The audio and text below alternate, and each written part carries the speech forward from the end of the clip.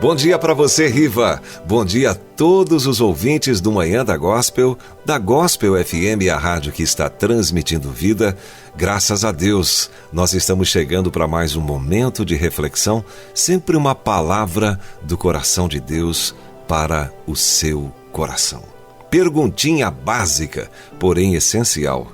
Você já sorriu hoje? Não? Então começa agora, porque Jesus te ama, e Ele te ama muito, de uma maneira toda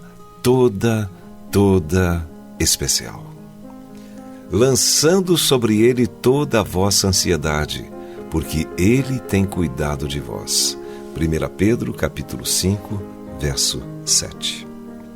Sempre há algo para consertar em casa, não é verdade? Pode ser a máquina de lavar roupa, pode ser a máquina de cortar grama, pode ser aquele sofá que precisa de uma reforma. Eu gostaria de começar a reflexão de hoje fazendo uma pergunta a você.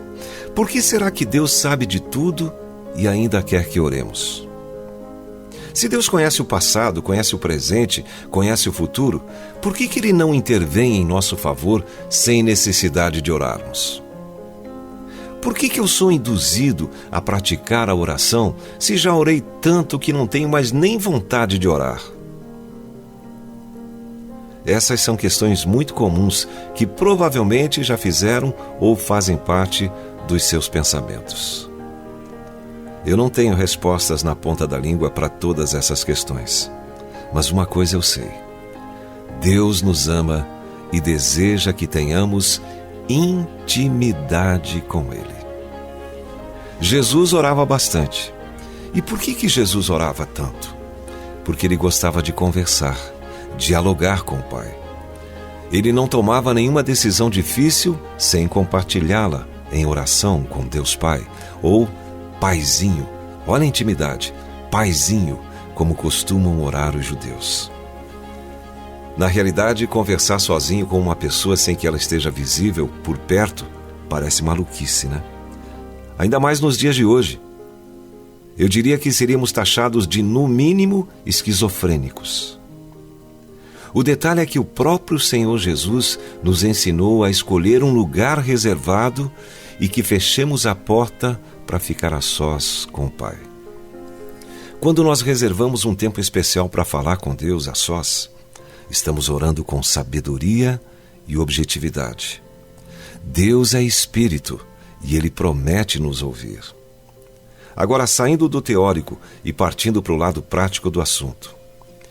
Dias atrás eu me lembrei de um amigo que tinha algumas coisas para serem consertadas na sua casa, inclusive, entre essas coisas, o sofá, que precisavam ser trocados. E esse amigo também tinha uma dívida para receber já fazia 14 meses. E ele gastou muito tempo fazendo vários serviços nos fins de semana. Ele me disse que nos dias de descanso, ele precisava mesmo daquele dinheiro para custear parte das despesas do casamento da sua filha.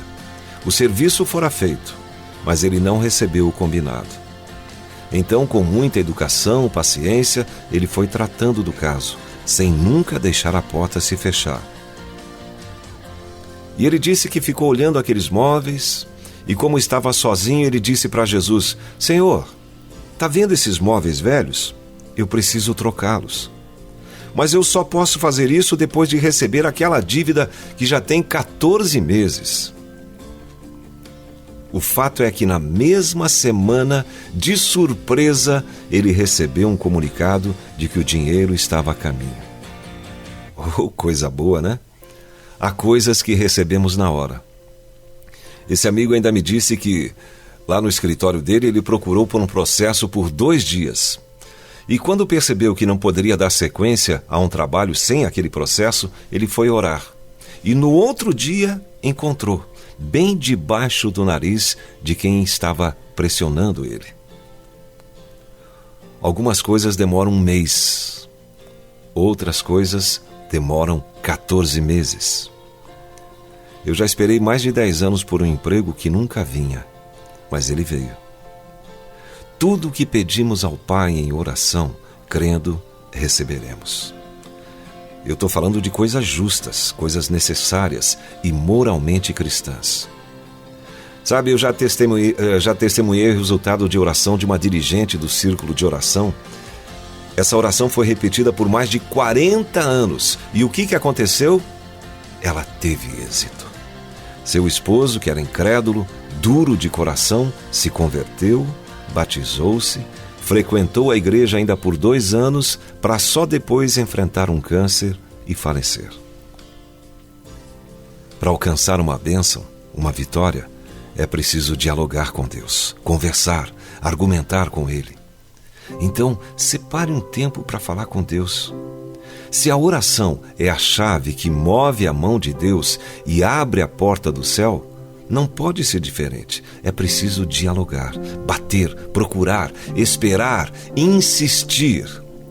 Deus quer que oremos e esperemos para depois aprendermos o significado da palavra gratidão. Como agradecer o que não pedimos? O pastor David Wilkerson, o homem que Deus usou para iniciar os desafios jovens, aquelas casas de recuperação de drogaditos lá nos Estados Unidos, ele conta uma experiência. No início do seu ministério, recebia a resposta para todas as suas orações. Ele orava e, pimba, Deus respondia. Era uma maravilha.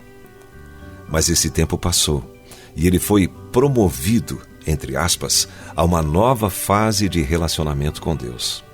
Agora ele orava, mas Deus ficava completamente em silêncio e nada acontecia. Até que certo dia, isto o levou a uma crise.